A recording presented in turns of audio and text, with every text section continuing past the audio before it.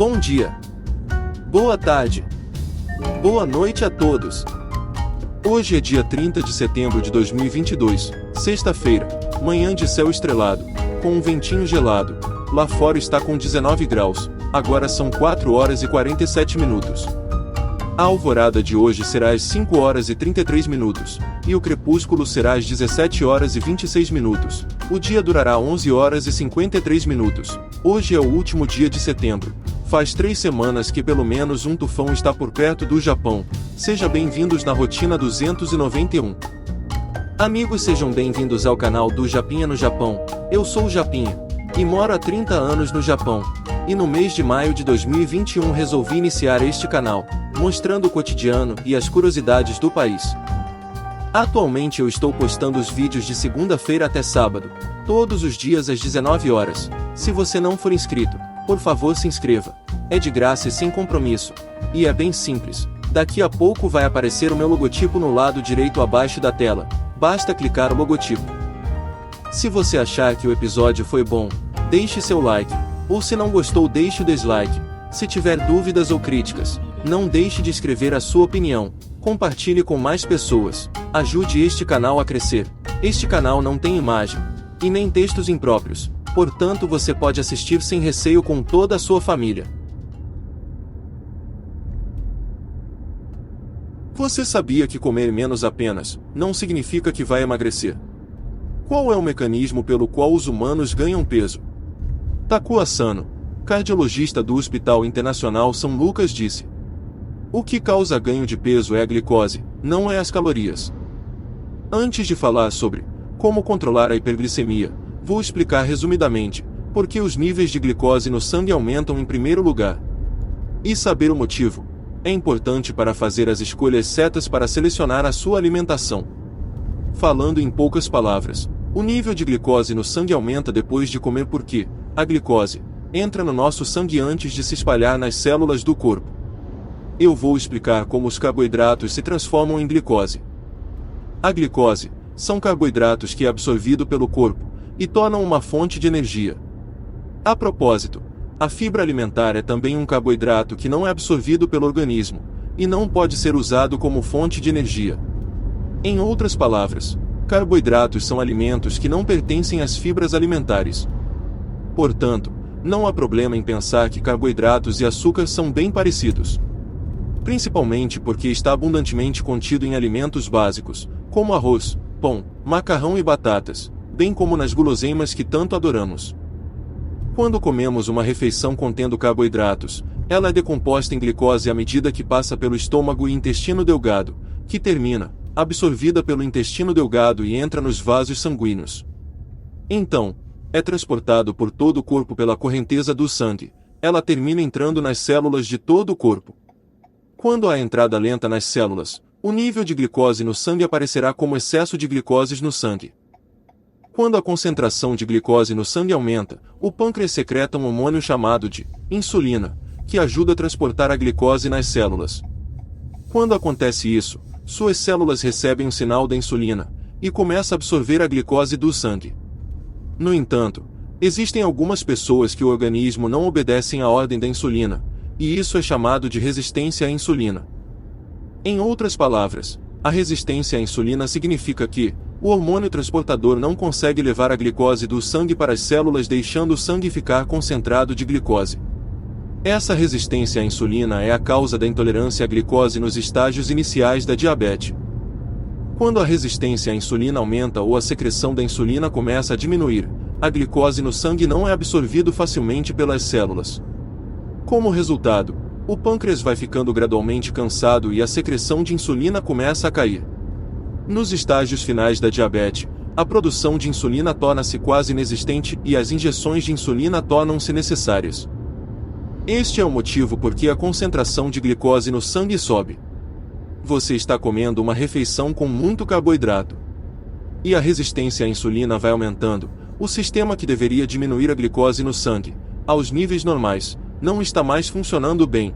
É a diabetes. O pâncreas, uma vez que para de funcionar, não volta mais a produzir insulina. Afinal, por que a resistência à insulina ocorre? Existem várias causas entrelaçadas. Algumas pessoas são constitucionalmente propensas à resistência à insulina e à obesidade. A falta de exercício, dieta rica em gordura e o estresse também podem ser a causa. Acho que não há quem não sinta um pouco de estresse neste mundo moderno. Há muitas pessoas que engordaram mais do que quando eram jovens, e há muitas que tendem a comer principalmente carne e alimentos gordurosos. Além disso, quantas pessoas podem bater no peito e dizer que estão fazendo exercícios suficientes?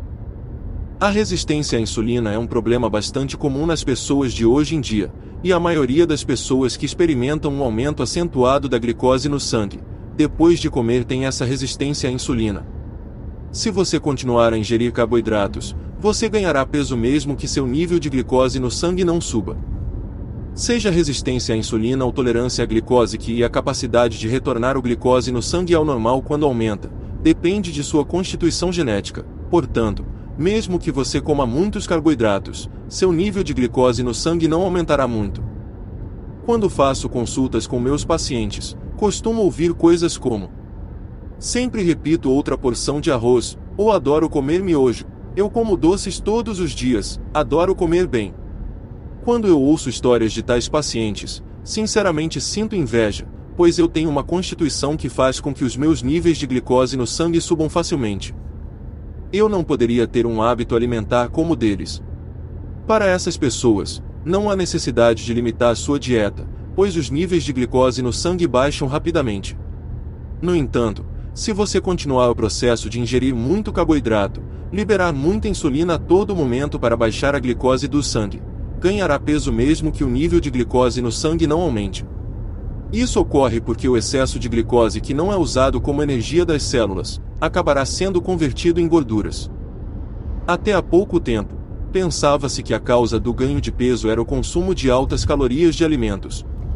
A tese principal era o modelo do balanceamento energético, no qual a energia excedente é armazenada como gordura quando uma pessoa consome muitas calorias, mas se não exercitar periodicamente, acabaria em obesidade. Mas, recentemente, a atenção tem se voltado para o modelo carboidrato e insulina, que a obesidade não é causada pelo excesso de calorias, mas sim por carboidratos. Quando a insulina é secretado, a glicose no sangue é levado para as células, mas a glicose que não é usado como energia é convertido em gordura neutra, e levado para as células adiposas. Em outras palavras, o excesso de carboidratos que você come a mais, é armazenado em forma de gordura, resultando a obesidade. Além disso, o modelo carboidrato e insulina sustenta que o consumo de carboidratos pode incentivar a comer demais. Comer demais é visto como uma consequência da obesidade, não como uma causa. Para explicar melhor o mecanismo: se você comer muitos carboidratos, muita insulina será liberada e o excesso de energia se transformará em gordura neutra e será levado para as células de gordura, causando obesidade. Uma vez que o nível de glicose no sangue aumenta, uma grande quantidade de insulina será secretado, e depois de um tempo, a glicose no sangue cai mais do que o necessário, devido ao excesso de insulina. Quanto mais carboidratos você consumir, maior será a queda subsequente no nível de glicose no sangue. Quanto maior a queda, mais fome você sentirá. Portanto, ao mesmo tempo em que você come demais, você será menos ativo, e consumirá menos energia. O resultado é ainda mais obesidade. No modelo carboidrato e insulina para a obesidade, acreditamos que não ingerir muitos carboidratos, para suprimir a secreção de insulina, prevenirá a obesidade e, ao mesmo tempo, reduzirá a sensação de fome. Por outro lado, proteína e gordura não causará a secreção de insulina, portanto, ao restringir os carboidratos, você pode ingerir proteínas e gorduras suficientes para satisfazer a fome. Este modelo de carboidrato e insulina ainda está no estágio de hipótese, e alguns especialistas são contrários a essa tese. Mas, particularmente sinto que é uma ideia muito mais racional e convincente do que o modelo convencional de balanceamento energético. De fato, estudos com ratos mostraram que, mesmo com uma restrição calórica constante, quanto mais carboidratos o rato come, ele fica mais obeso. Pesquisa em humanos, resultados semelhantes foram obtidos. Um estudo que foi resumido de 53 relatórios e análise de cerca de 68 mil pessoas, descobriu-se que uma dieta com baixo teor de carboidratos resultou em perda de peso significativamente maior do que uma dieta com baixo teor de gordura. Em outras palavras, o efeito da perda de peso foi na ordem de baixo teor de carboidratos, dieta com baixo teor de gordura e dieta alimentar normal. A obesidade não é apenas uma questão de estética, mas também reduz a expectativa de vida saudável. Diante disso, mesmo pessoas com constituição que não causa facilmente hiperglicemia, devem evitar um hábito alimentar que produza muita insulina, e para isto basta escolher como lidar com os carboidratos,